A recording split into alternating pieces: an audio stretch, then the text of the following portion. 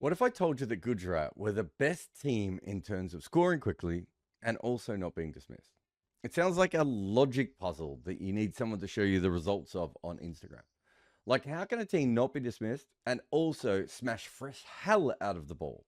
Gujarat Titans lose 4.68 wickets per match on average in the IPL in 2025. The next best team is RCB with 5.62, basically a wicket more. Usually that would mean that Gujarat is batting within themselves, a team of slow-moving anchors. But they're also batting quickly because they are the only side above 10 runs per over. This is all built on the most automatic top three in the business. Sudharsan is currently number one in terms of most runs in the IPL this season. Josh Buttler and Shubman Gill are 5th and 7th. In just 9 matches, the first 2 guys have scored over 400 runs, and the last one is like 11 short. Naturally, their top 3 have the highest run combination this season, but they even stood out when we looked at all the IPL years. The 2 teams just behind them were the Sunrisers in 2019 and RCB in 2016. But if you take a closer look at those top 3, it was usually just 2 guys doing the majority of the work. This is a proper threesome, a cricketing menage a trois. So that made you think about this. Is this the best performing top 3 we've ever seen in the IPL? I love cricket shirts. I own a lot of cricket shirts. But outside of getting dodgy ones off eBay, I've always felt like there was something missing in the market. And I'm not alone. Mystery cricket boxes were started for the same reason. In the old days, it didn't matter as much because we had like 8 different country shirts to buy, all in the same colors over and over again. Now we can own domestic and franchise shirts from all around the world. We can wear the best cricket designs. It's as simple as this. We love shirts and they send them to us worldwide. Mystery Cricket make a product for cricket fans because they are us. They get it. The more of us sign up, the more cool shirts they can go off and find. Many of us want to wear cricket on our chests. Let's back the company that supports that and sign up today. According to Zulu numbers, the only other season that a top 3 managed to average over 50 were RCB from 2016. However, adjusted for errors, that top 3 had a Zulu strike rate of 182 compared to only 157 for Gujarat. I don't think that should come as a surprise, as the top 3 was Virat Kohli, AB de Villiers and Chris Gayle, even if the universe boss didn't have a great year. While watching Sudharsan this season, we felt that he's been batting a little bit like 2016 Virat Kohli, but without the death hitting. Kohli just managed to bat a lot deeper into the knocks, whereas the Gujarat left-hander seems to be great at getting to the 12 to 16 over phase, and then he gets out. Of course, he almost always gets to the 12 and 16 over phase. They're pretty similar until the 12 ball mark, and that's when they start to separate. And the thing with Sai is he doesn't have incredible highs. He's more like the bass player in the band. But the big difference between them is that once Kohli reaches the 45 ball mark, he just goes supernova. Yeah, clearly that approach has flaws because if you get out, you leave your team vulnerable. However, in 2016, that was not an issue at all. This season was peak anchor. Panker. That may not catch on.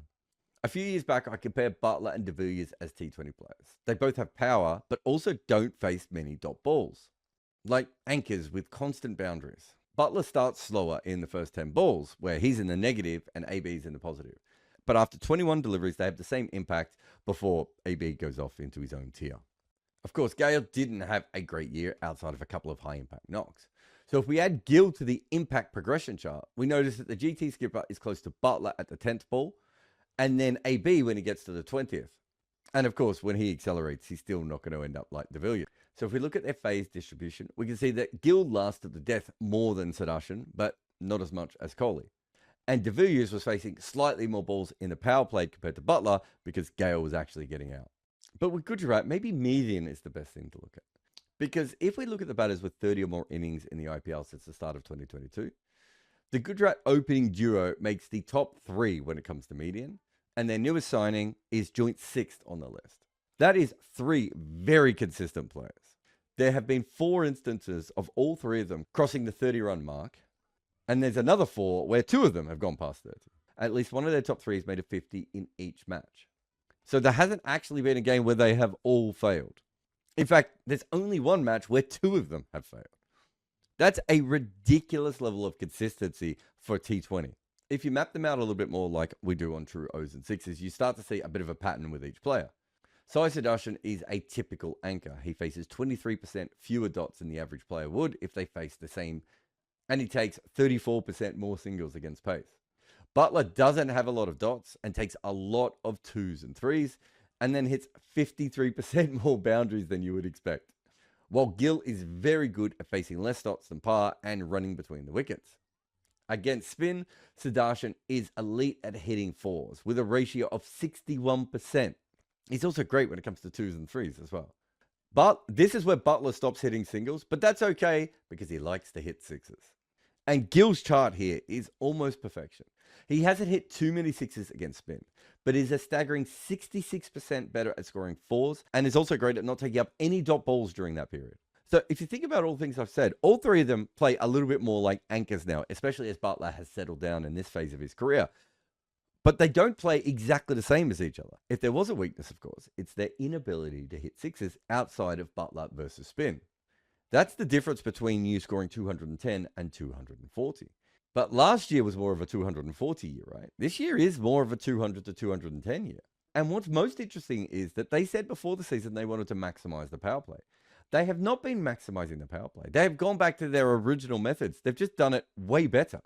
Both of their openers strike in the mid-140s, which is certainly an improvement on last year where Sudharsan was going at 116 and even Gill was at 131. Buttler is not really attacking in the power play. He scored 40 runs off 34 balls. But the minute the power play ends, they go absolutely ballistic. All three of their batters striking at more than 150. Once you get to the 12th over, the old Buttler, the finisher, comes in as well.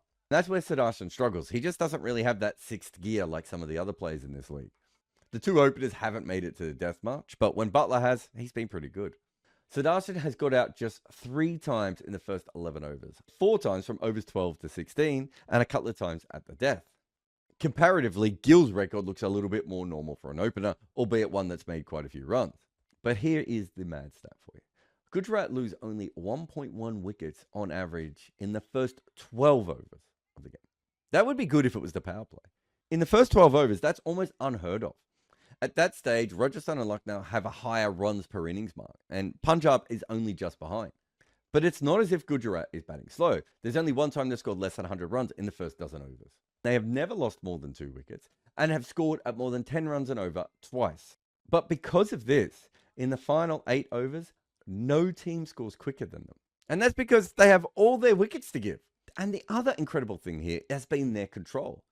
All of this isn't luck when you look at the stats. All 3 of their batters have a control percentage of over 75%, while striking at 150. But Gill's even pops off the map even further when you have a look at it. So one way we've looked at these things is there are high-risk shots and there are low-risk shots. Jaiswal has the most low-risk, high-strike rate shots against paces this season, but not far behind Gill, Buttler, and Sudharsan. If you look at the most low-risk, high-strike rate shots versus spin this year, Virat Kohli is number 1. But Sudharsan, Buttler, and Gill have played 26, 19, and 16 of those, respectively. These guys play shots where it is hard to be dismissed, but you can still score quickly.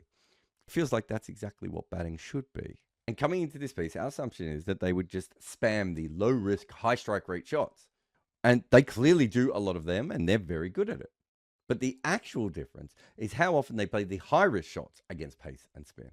Like Buttler has only been dismissed once in 32 balls playing these shots, and he's scored 82 runs from those. Gill has scored even quicker when he's taken a risk, although he has been dismissed a couple of times. Sudharsan has not been dismissed playing one of these shots against spin yet.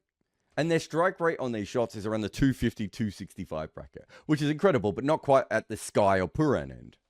So the Gujarat top 3 batters have the highest strike rate and the second best balls per dismissal rate when it comes to high-risk attacking shots versus pace.